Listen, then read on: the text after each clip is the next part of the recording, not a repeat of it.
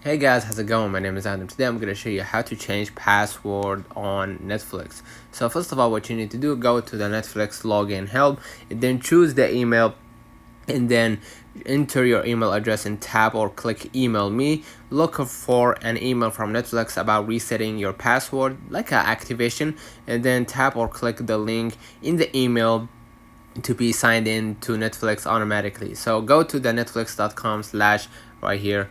You're gonna be able to see it. Netflix.com slash login help, the way it spells. And then basically what you're gonna do next, you're gonna just go ahead and choose the email and then enter your email address and tap or click email me. Look for an email from Netflix about resetting your password via your Gmail, Outlook, or even Yahoo. You're gonna be able to see like a message like this, right? And you're gonna be able to confirm that you want to reset your password by a link that proves that you are the one who's initiating that action. And basically tap or click the link in the email, and then once you sign in, you'll be asked to create a new password. Let me know in the comments if this video helped you. Don't forget to like and subscribe, and don't forget to follow us on social media, and see you in the